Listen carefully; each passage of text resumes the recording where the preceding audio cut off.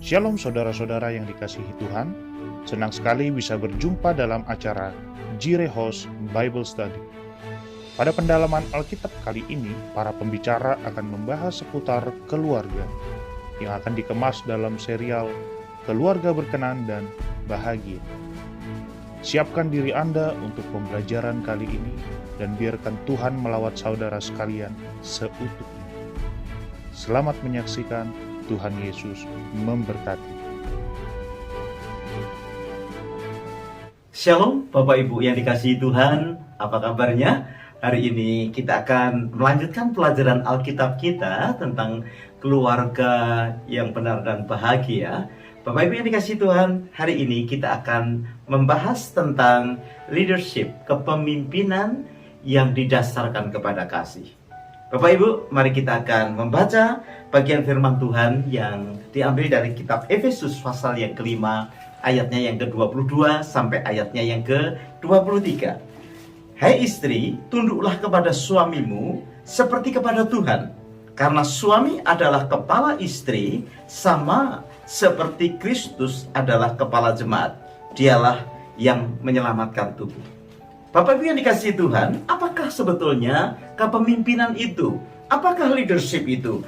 Kepemimpinan adalah kemampuan untuk memotivasi orang lain supaya bisa mengikuti jejaknya.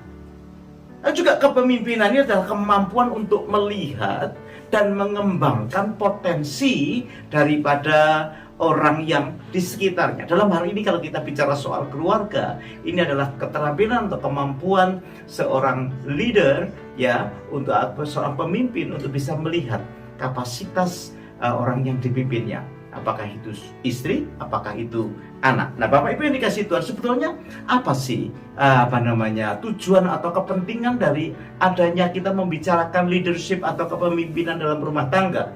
Saya percaya kalau kita misalkan ada dalam satu perusahaan itu akan bisa berjalan dengan baik dan lancar, ya tentunya akan menjadi sesuatu yang profitable. Kalau ada yang memimpin, mengarahkan, memberikan tujuan, ada visi di dalam perusahaan itu.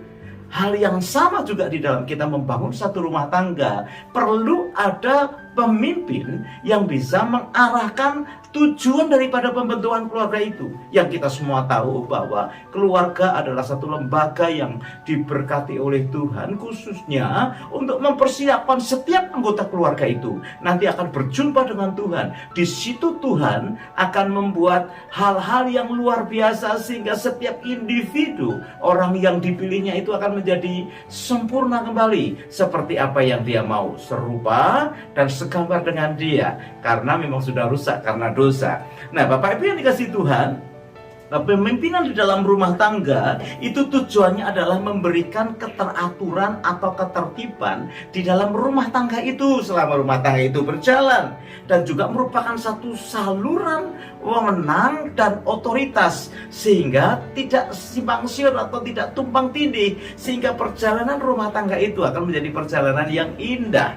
Nah, saudara dikasihi Tuhan, apa yang bisa membuat efektif di dalam rumah tangga? Yang pertama tentunya adanya satu penyediaan kebutuhan, ya, adanya kerelaan untuk berkorban di dalam satu keluarga, setiap anggota rumah tangga itu membuat leadership bisa menjadi efektif, dan juga teladan, ya, contoh yang baik dari pemimpin di dalam rumah tangga itu akan membuat leadership atau kepemimpinan di dalam rumah tangga itu menjadi efektif. Dan tentunya segala sesuatu yang efektif, yang efisien pasti akan mendatangkan keuntungan yang luar biasa. Dalam hal ini, di dalam membangun rumah tangga ada banyak sekali keuntungan-keuntungan, keindahan-keindahan yang bisa didapatinya. Hari-hari ini banyak kayak kita mendengar adanya satu kesulitan dalam rumah tangga, ada satu halangan-halangan yang besar di dalam membangun rumah tangga karena melupakan adanya leadership di dalam rumah tangga. Itu sebabnya Bapak Ibu yang dikasihi Tuhan, mari kita melihat bagaimana sebetulnya di hadapan Allah. Apa sih sebetulnya nilai atau pentingnya setiap anggota rumah tangga di hadapan Tuhan? Nah, Bapak Ibu, di hadapan Tuhan, Bapak, Ibu, anak, ya, itu sebetulnya nilainya sama, sejajar di hadapan Tuhan. Tidak ada yang lebih hebat, ya, karena di hadapan Tuhan nilai seorang manusia itu adalah nyawanya sendiri, ya. Itu sebabnya kalau dalam rumah tangga nggak ada yang lebih bernilai satu dengan yang lain. Ketiga-tiganya sama, Bapak, Ibu, dan anak itu memiliki nilai yang sejajar, sama pentingnya di hadapan Tuhan. Dan itu adalah objek di mana Tuhan mau mati di atas kayu salib untuk menyelamatkan setiap anggota keluarga dalam satu rumah tangga. Secara value itu sama, pentingnya sama di hadapan Tuhan. Namun saudara, di dalam peran atau function tata tertib di dalam rumah tangga berbeda. Satu dengan yang lain mempunyai perbedaan. Kalau di dalam otoritas, di dalam satu peranan keluarga di hadapan Tuhan, semua kita harus mempertanggungjawabkan apa yang kita lakukan. Nah, di dalam keluarga, rupanya kita bisa melihat peranan dan tata tertib yang bisa kita jalani. Yang pertama tentunya yang menjadi kepala atas rumah tangga kita adalah Tuhan sendiri, Tuhan Yesus sendiri yang sudah memberkati rumah tangga kita. Jangan salah saudara, di dalam rumah tangga kita tidak hanya suami, istri, dan anak, ada Tuhan di atas kita. Yang kita sudah berkata kepada dia, mari Tuhan campur tangan dalam rumah tanggaku. Kapan itu? Ketika Bapak Ibu Saudara sekalian datang di dalam pernikahan yang kudus. Ketika hamba Tuhan menumpangkan tangan atas kehidupan kalian semua. Itu artinya melibatkan Tuhan, dan Tuhan menjadi nomor satu di dalam rumah tangga kita, di dalam leadership. Kemudian diikuti oleh seorang husband, seorang suami. Suami adalah kepala dari secara fisikal rumah tangga kita. Baru di bawah suami adalah istri. Jadi urutannya begitu saudara. Tuhan, kemudian suami, kemudian istri, dan kemudian paling bawah adalah anak-anak. Kalau tata tertib atau aturan ini dilanggar, pasti akan menghasilkan atau akan didapati satu konflik, satu masalah. Sebagai satu contoh, ketika ada seorang suami yang melakukan kesalahan kepada anggota keluarganya, ketika hal itu dikonfront langsung oleh istri dan anak-anaknya, pasti terjadi perdebatan yang luar biasa, terjadi masalah yang luar biasa. Nah, secara rohani sebetulnya kita bisa masuk ke dalam tata tertib ini. Ketika seorang ayah melakukan sesuatu yang tidak beres, saudara, laporkan kepada atasannya, yaitu siapa? Tuhan. Maka Tuhan akan memberikan hikmat, akal budi, teguran yang saya percaya kalau kita keluarga yang mengasihi Tuhan, yang akan menyadarkan kesalahan seorang ayah. Ya, sama halnya ketika seorang istri melakukan kesalahan, kalau dikonfront sama anaknya, ya pasti akan terjadi sesuatu yang luar biasa. Cara paling bagus apa? Naik ke atasnya. Siapa itu? Suaminya. Anak lapor kepada bapaknya, dan kemudian secara otoritas Tuhan akan memberikan pertolongan, kesanggupan untuk seorang suami menyadarkan seorang istri. Jadi kita harus percaya bahwa tatanan, aturan yang dibuat di dalam firman Tuhan itu akan menolong kita lebih mudah menjalani kehidupan kita bersama dengan Tuhan. Nah, saudara yang dikasihi Tuhan, di dalam leadership, di dalam kepemimpinan dalam rumah tangga, tentunya ada dua hal yang kita bisa bedakan. Yang pertama, satu kepemimpinan yang mengasihi, karena memang kita sedang berbicara tentang kepemimpinan yang berdasarkan kasih. Ya, rumah tangga itu harus didasarkan kepada kasih penyelenggaraannya. Ya, kita bedakan satu kepemimpinan yang berdasarkan kasih dengan versusnya adalah satu kepemimpinan yang mau menguasai. Ya, saya bertemukan banyak itu, ya, orang yang membangun rumah tangga karena cita-citanya apa? Ingin menguasai orang lain, gitu, ingin menggunakan orang lain. Sekarang perhatikan, yang pertama, kalau kita melihat kepemimpinan yang mengasihi itu selalu memimpin kepada satu tujuan, yaitu apa? Kepada Tuhan. Sebagai orang percaya, semua kesempatan yang diberikan Tuhan kepada kita itu adalah kesempatan untuk apa? Untuk kita mendekat kepada Tuhan, itu mengenal kepada Tuhan. Nah, leadership, kepemimpinan di dalam rumah tangga yang mengasihi itu selalu mengarahkan segala tujuan rumah tangga itu kepada Tuhan. Tetapi kalau kepemimpinannya itu berdasarkan ingin menguasai, pasti segala sesuatu ditujukan untuk mementingkan diri sendiri, untuk kepentingan diri sendiri. Aku menikah supaya aku bisa menyuruh-nyuruh istriku untuk masak, untuk melakukan hal ini, untuk mencuci dan lain sebagainya. Saudara, Semua kepada diri sendiri. Sama halnya mungkin seorang istri mau menikah karena apa? Karena dia sudah ingin keluar dari beban kesulitan mencari nafkah atau melakukan sesuatu atau kesendirian. Semua ditujukan kepada diri sendiri. Yang kedua, saudara, kalau kita ini memiliki leadership, kepemimpinan yang mengasihi, selalu kita mempunyai motivasi demi kepentingan orang yang lain, demi kepentingan orang yang kita kasih, demi kepentingan keluarga yang ada. Tetapi kalau mau menguasai, selalu kepentingannya untuk diri sendiri, supaya aku lebih disenangkan, aku lebih dipuaskan, supaya aku lebih enak lagi hidup yang ada. Selalu kepada dirinya sendiri. Itu kalau mau menguasai. Tetapi kepemimpinan yang didasarkan oleh kasih itu selalu untuk kepentingan orang lain. Ingat tadi saya sampaikan bahwa sebetulnya kepemimpinan itu adalah mengembangkan kapasitas kemampuan dari orang yang dipimpinnya. Nah, saudara yang dikasih Tuhan, yang ketiga, tentunya kalau kepemimpinan berdasarkan kasih itu selalu berusaha memberikan teladan yang bisa dijadikan satu panutan. Karena leadership itu adalah memimpin seseorang untuk mengikuti jejaknya. Kalau kita memiliki kasih, kita ingin orang-orang yang mengikuti kita itu yang didasarkan dengan satu teladan yang baik, teladan yang bisa membawa orang melakukan atau mendapatkan satu perlakuan yang lebih baik lagi. Tetapi kalau kita itu mau menguasai, tentunya menuntut orang lain selalu merupakan satu tuntutan orang lain tanpa memberikan satu teladan, tanpa memberikan satu contoh. Kita anggap orang lain itu sudah tahu apa maksud kita. Nah, kepemimpinan berdasarkan kasih, saudara, itu bisa menyadari bahwa orang lain itu punya keterbatasan.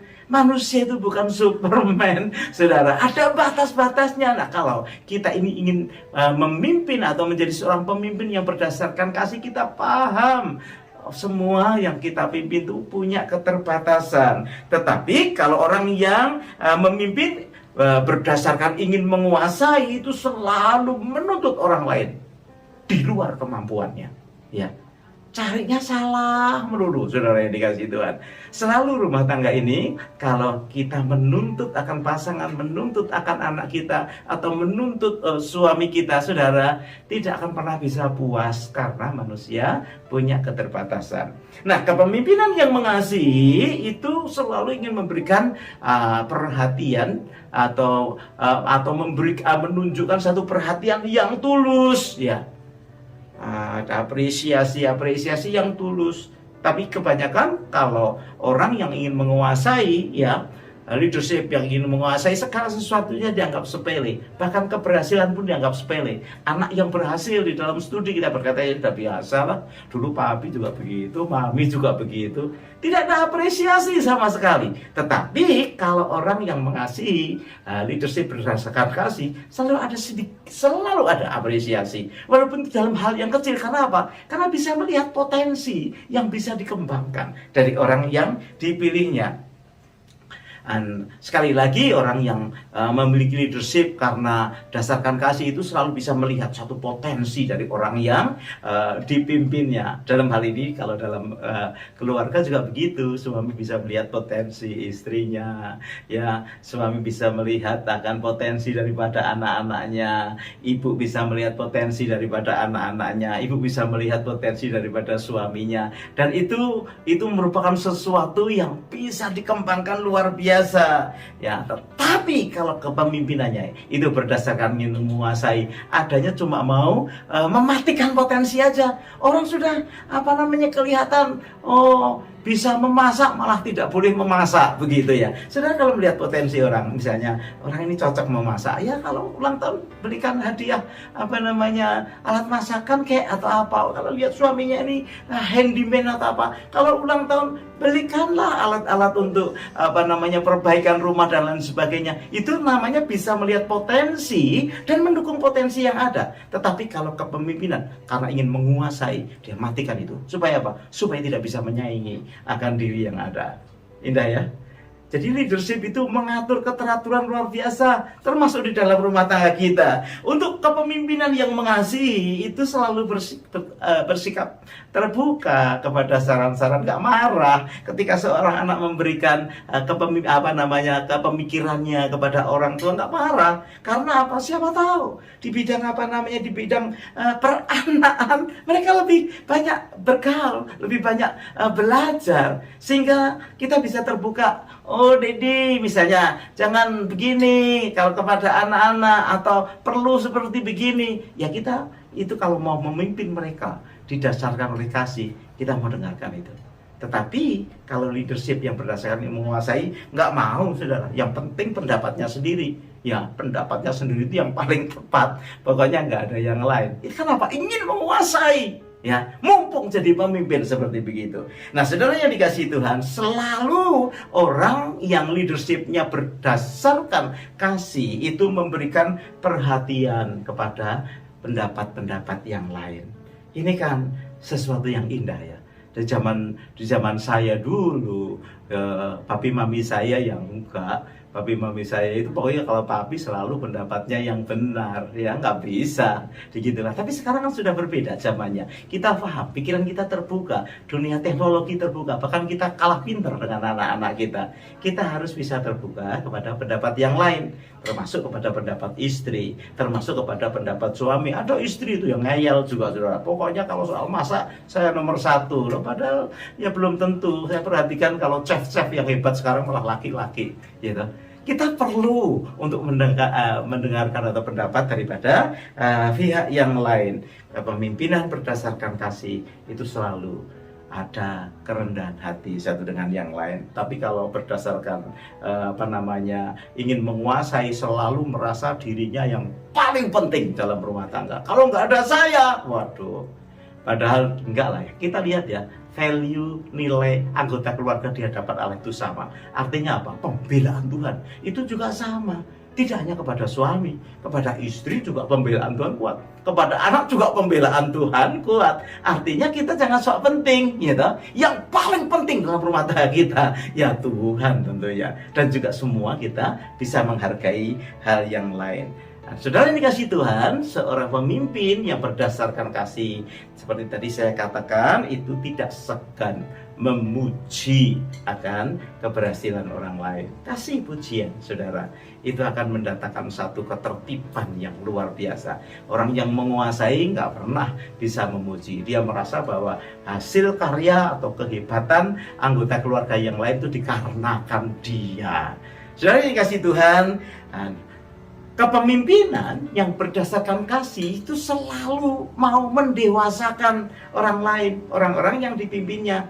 Kerinduan hatinya adalah orang lain anggota keluarga yang lain itu menjadi dewasa. Karena orang yang dewasa dia bisa berdiri, bisa mandiri, bisa mengambil keputusan, dan banyak hal yang bisa dikerjakan dari kehidupan orang yang dewasa.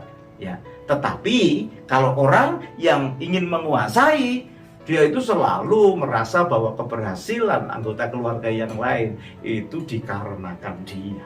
Ya, mari kita mencoba melihat akan potensi-potensi keluarga kita, kehebatan-kehebatan anggota keluarga kita. Mari kita melihat hal-hal positif dari pasangan kita. Mari kita melihat hal-hal positif dari anak-anak kita. Mari kita melihat hal-hal positif dari orang tua kita. Banyak anak-anak yang tidak bisa appreciate memiliki orang tua juga. Saudara, banyak hal yang kita bisa melihat, hal-hal yang positif yang ada di dalam setiap anggota keluarga yang ada. Nah, yang terakhir, seringkali yang terjadi, orang yang memiliki leadership yang didasarkan kasih, kepemimpinan di dalam kasih, itu selalu menggunakan disiplin untuk menolong dan menasehati orang lain. Ya, jadi dia itu pakai disiplinnya untuk menolong. Tetapi kalau orang yang ingin menguasai, ya, itu pakai disiplinnya untuk menghukum. Beda ya, motivasinya berbeda. Ya, bagaimana dia pakai disiplin supaya orang lain bertumbuh menjadi lebih baik, dan bagaimana dia melakukan disiplin supaya kapok begitu ya, menghukum seperti begitu. Nah, Bapak Ibu yang dikasihi Tuhan, Walaupun seringkali leadership yang didasarkan atas menuntut orang lain atau ingin menguasai orang lain dalam skala tertentu kelihatan sukses dan berhasil, ya. Tetapi ketahuilah bahwa hasil yang dihasilkan oleh satu kepemimpinan yang ingin menguasai orang lain itu selalu sifatnya sangat sementara. Walaupun kelihatannya sukses, tapi tidak kekal, ya. Karena sudah motivasinya salah, bahkan cenderung itu hasilnya itu tidak memuaskan, ya. Seperti tidak terlalu deep di dalam kehidupan yang ada. Tetapi kalau leadership yang dihasilkan karena kasih, kita memimpin atau kita running keluarga yang didasarkan oleh karena kasih, itu akan menghasilkan satu perbaikan yang sungguh-sungguh akan memuliakan Tuhan, dan sifatnya itu permanen, Bapak Ibu yang dikasih Tuhan. Nah, itu sebetulnya tujuan apa yang Tuhan mau memberkati keluarga. Karena from glory to glory itu harus terjadi dalam kehidupan kita. Nah, perhatikan keluarga kita saat ini. Apakah kita menuju kepada hal yang baik, yang sifatnya kekal, yang sifatnya permanen, atau kita hanya kadang baik, kadang buruk, kadang baik, kadang buruk. Malah kadang seringkali lebih banyak buruknya dari baiknya. Ingat baik-baik, ya. Firman Tuhan berkata bahwa leadership yang berdasarkan kasih itu yang akan menghasilkan kebaikan bagi kemuliaan nama Tuhan. Ayat yang terakhir, Ulangan pasal 6 ayat 6 dan 7 berkata begini, apa yang telah kuperintahkan kepadamu pada hari ini haruslah engkau perhatikan, haruslah engkau mengajarkannya berulang-ulang kepada anak-anakmu dan membicarakannya apabila engkau duduk di rumahmu, apabila engkau sedang dalam perjalanan, apabila engkau berbaring, dan apabila engkau bangun. Hal-hal seperti ini kita perlu ingatkan dalam anggota keluarga kita. Secara value di hadapan Tuhan sama, tetapi secara tata tertib, function, kita tahu siapa yang nomor 1, siapa yang nomor 2, siapa yang nomor 3 di dalam rumah tangga kita. Saya berharap ini boleh menjadi berkat buat kita sekalian. Mari kita memiliki kepemimpinan dalam rumah tangga yang didasarkan oleh kasih. Tuhan Yesus memberkati kita sekalian. Shalom. Terima kasih sudah menyaksikan Bible Study kali ini. Jangan lupa bagikan berkat ini ke sekitar Anda. Tuhan Yesus memberkati.